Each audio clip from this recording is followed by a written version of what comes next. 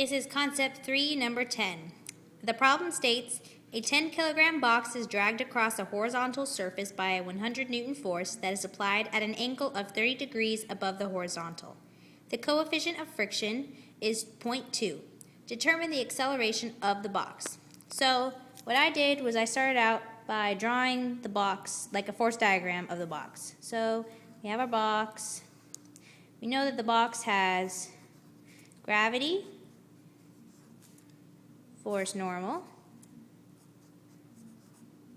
We know that the box is being dragged at an angle of 30 degrees, which means it's being dragged like this at an angle of 30 degrees. We'll just call that force drag. And we also know that the box must have friction in the opposite direction of which it's being dragged. Okay, so first let's find, because we know that we have to find the force net that is acting on the box.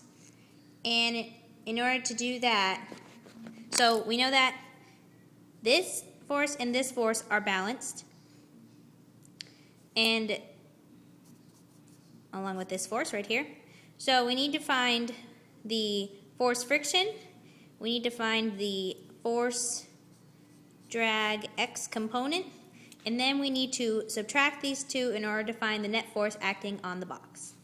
So let's start by finding the force drag X component. We're going to use trig and do the cosine of 30 degrees equals the force drag X over this, which is a 100 Newton force. So over 100 newtons. So our X component of the force drag ends up being 86.602 newtons. And now we need to find this force over here so that we can subtract the two. So in order to find the frictional force, we're going to use force friction equals force normal times the mu. And we know force normal because we know that the box weighs 10 kilograms. And since the forces are balanced, the force gravity is going to be the same as the force normal.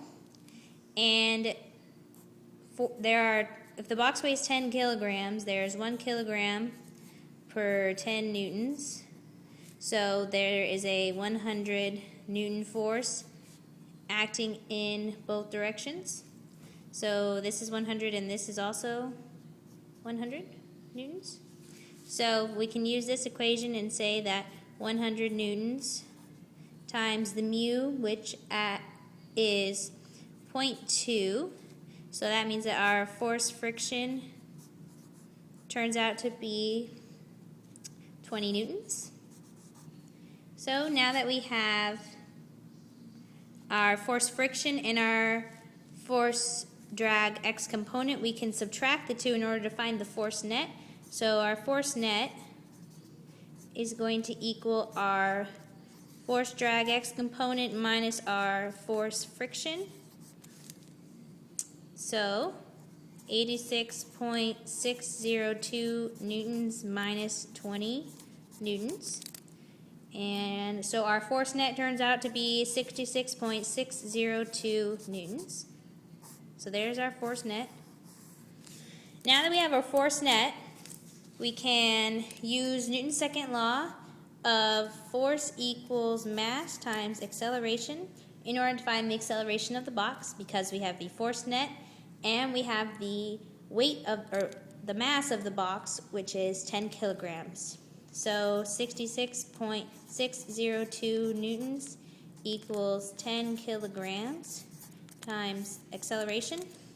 So you solve for the acceleration, which turns out to be 6.66 meters per second squared. And there you go.